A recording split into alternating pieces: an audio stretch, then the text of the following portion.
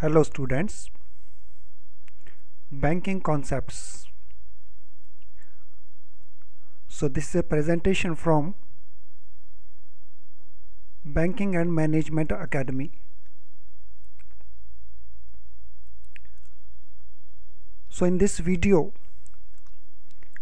we are presenting certain banking concepts which are very relevant for appearing in PO exam in banks. So first concept is what is meant by banking. Banking क्या होता है? So banking means accepting deposits from public, and objective is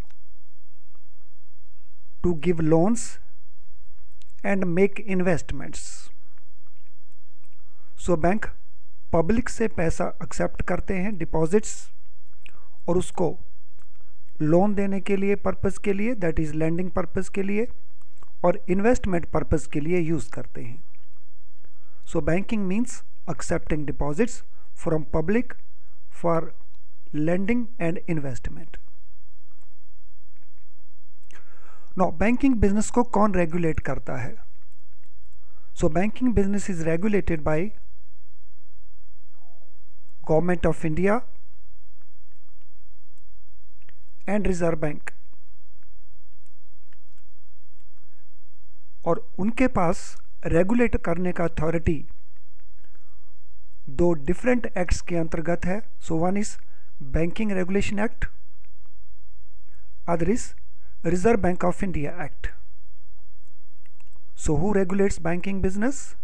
so banking business regulate करती है government of India and reserve bank of India, and authority they carry from banking regulation act and RBI act.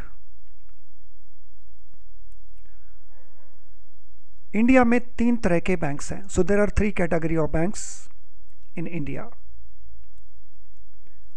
So one category is called public sector banks.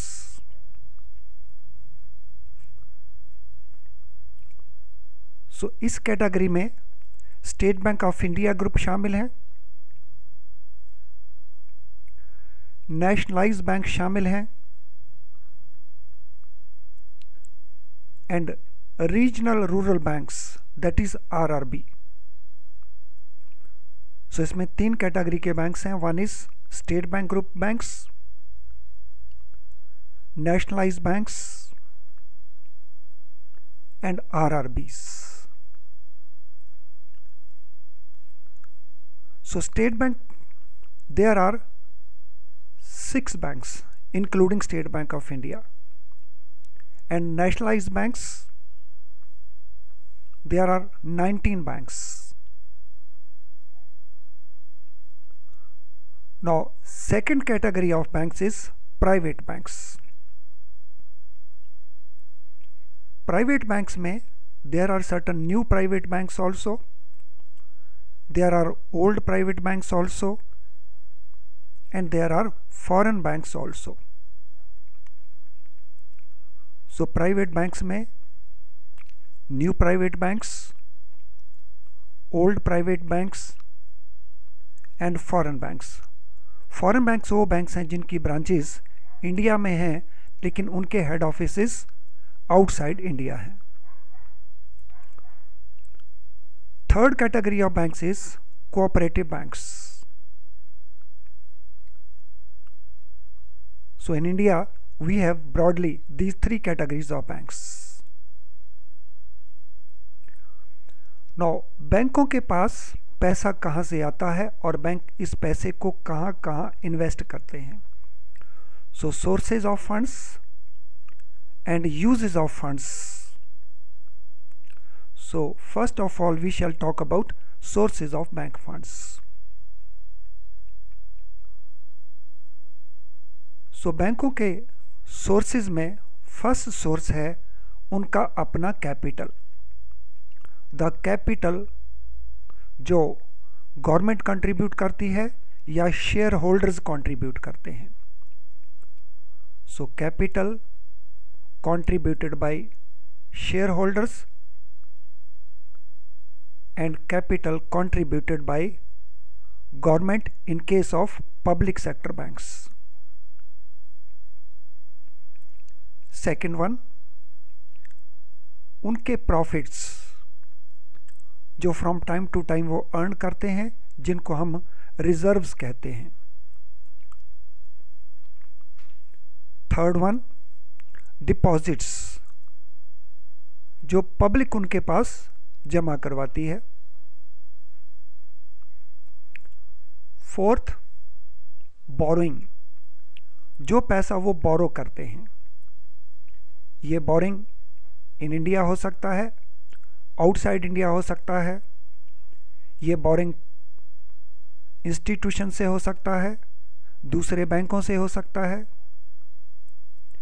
इसी प्रकार से refinance, अगर वो loan दे करके उस loan के लिए पैसा किसी इंस्टीट्यूशन से लेते हैं तो उसको हम कहते हैं रीफाइनेंस.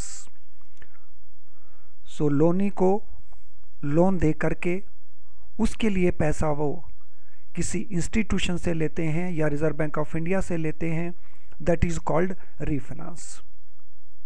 सो रीफाइनेंस क्या है? So refinance is a loan taken from institution against a loan given to a borrower. अब बैंकों के इन फंड्स का यूज कहां कहां होता है? So how the banks make use of these funds? So इस यूज में first part is cash. Banks maintain cash balances with them. Then bank balances. So bank अपने अकाउंट दूसरे बैंकों के साथ खोलते हैं. So those becomes bank balances. Bank balances में वो अमाउंट भी शामिल है जो बैंक RBI के पास CRR को मेंटेन करने के लिए डिपॉजिट करवाते हैं.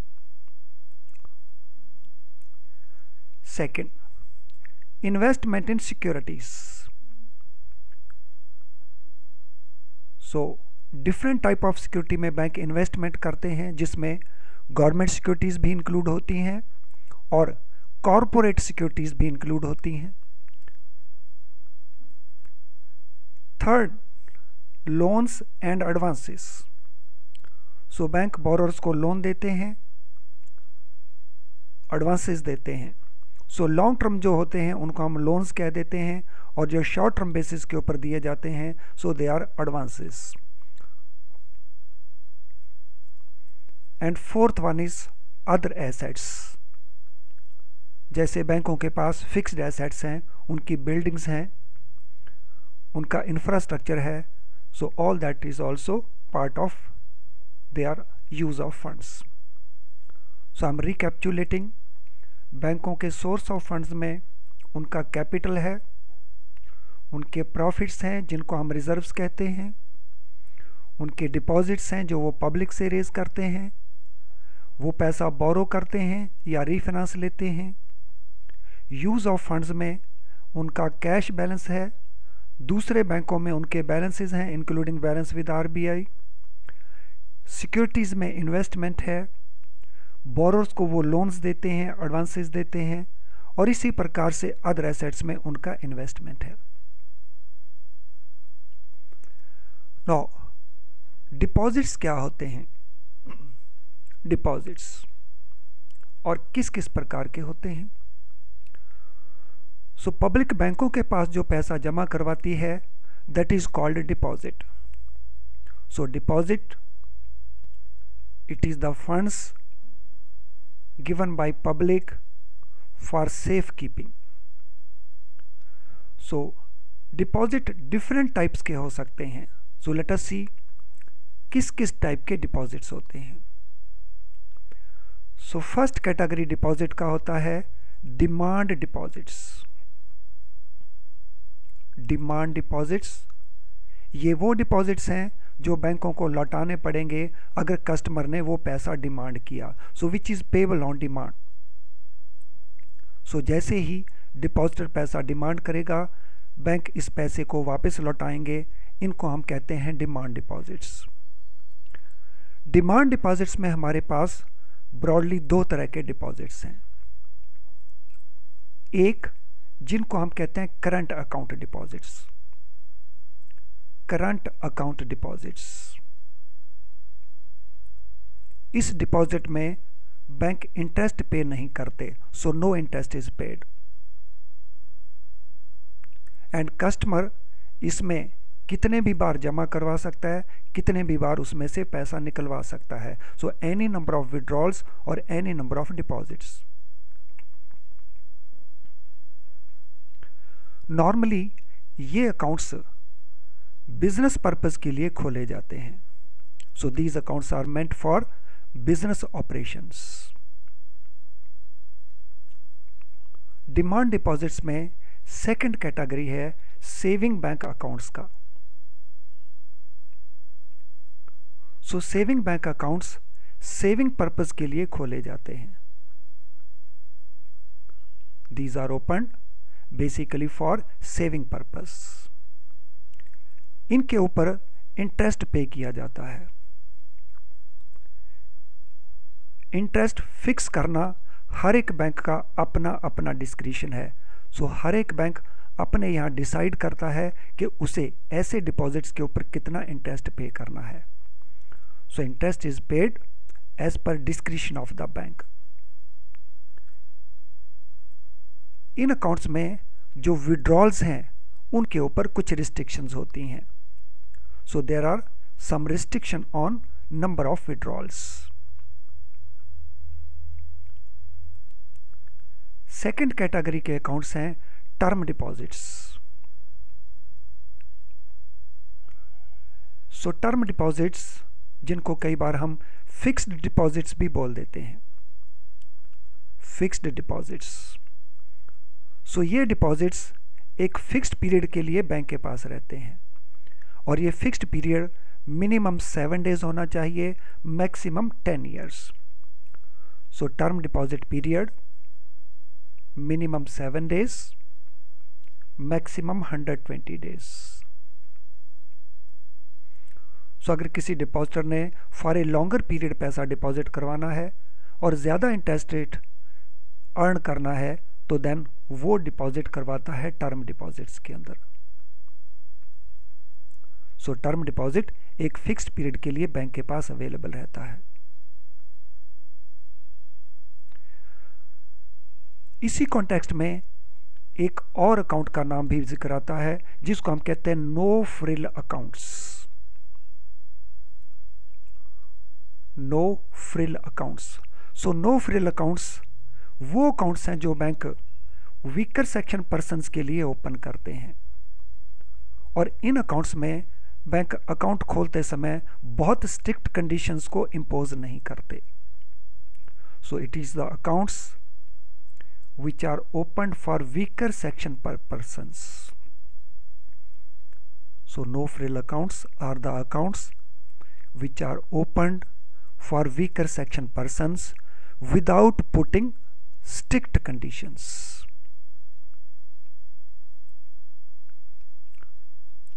Now after deposit we will see the loans.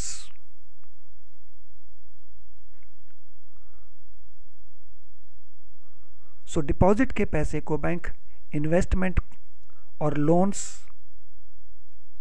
Major portion इसी फॉर्म में इन्वेस्ट करते हैं। सो लोन्स 3 तरह के होते हैं। So there are 3 type of loans. First type है term loans, sorry short term loans. Short term loans जो लेसर पीरियड के लिए दिए जाते हैं, फॉर शॉर्ट पीरियड दिए जाते हैं, normally up to 12 months. So short term loans वो लोन्स हैं जो बैंक बोरोर्स को अप टू 1 ईयर के पीरियड के लिए देते हैं। मीडियम टर्म लोन्स ये वो लोन्स हैं जिनका पीरियड 1 साल से ऊपर होता है और ये पीरियड आमतौर पे 5 साल या 7 साल तक होता है। So medium term loans which are for a period above 1 year up to 5 to 7 years। And long term loans, ये वो लोन्स हैं जो 5 साल से ऊपर या 7 साल से ऊपर for a longer period may be up to 10 years के लिए दिए जाते हैं। So short term loans are those loans which are given for a period up to 1 year. Medium term loans are those loans which are given for a period above 1 year up to 5 or 7 years. Long term loans are those loans which are given for a period above 5 or 7 years, maybe up to 10 years. Loans के इस classification को हम एक different angle से भी देख सकते हैं। So loan can be personal loans, loans can be retail loans, and loans can be corporate loans.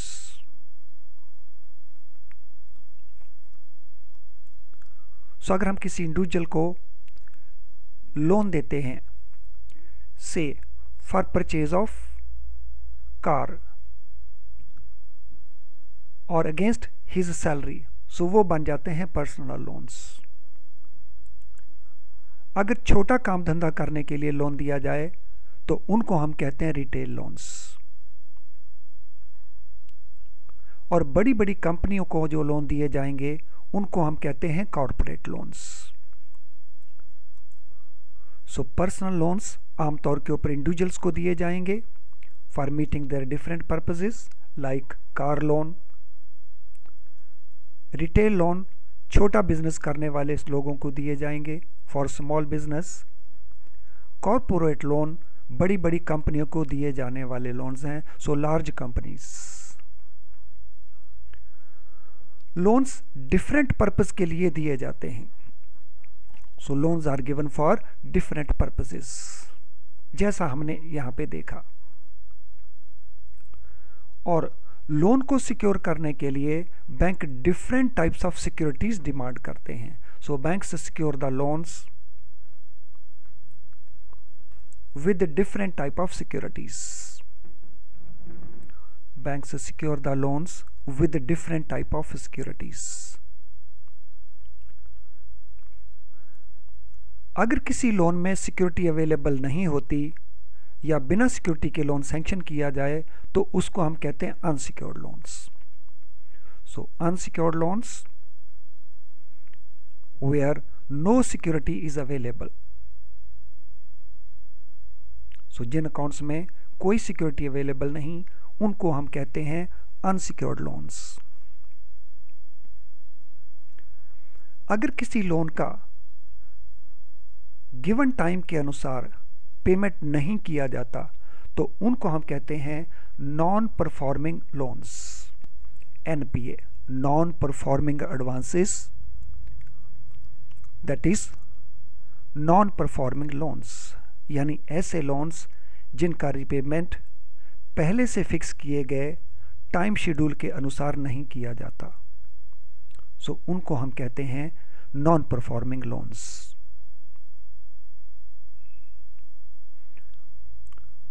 Investments,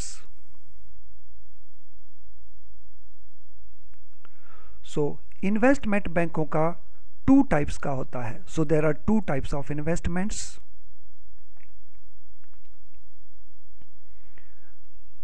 first one is investment government securities के अंदर। So investment in government securities.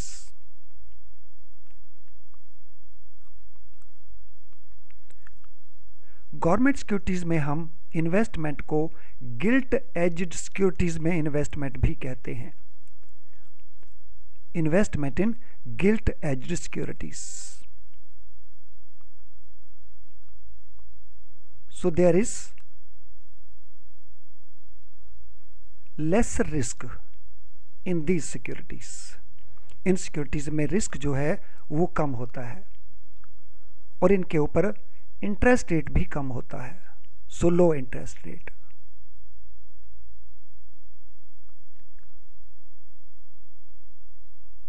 Government securities में किए गए investment को हम SLR investment भी कहते हैं.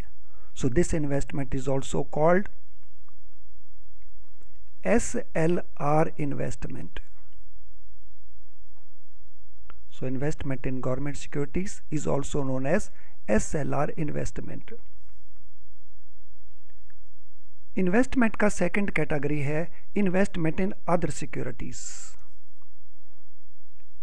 और प्रकार की सिक्योरिटीज में investment. So investment in other securities. In other securities का एग्जाम्पल हो सकता है शेयर्स, डिबेंचर्स ऑफ कंपनीज. सो कंपनियों के शेयर्स, कंपनियों के डिबेंचर्स, उनमें जो इन्वेस्टमेंट किया जाएगा that becomes investment in other securities. इन सिक्योरिटी में इन्वेस्टमेंट हाई रिस्क कैरी करता है. So there is high risk and due to which there is high interest also. So इनमें जो अर्निंग होता है that is higher than earning in government securities.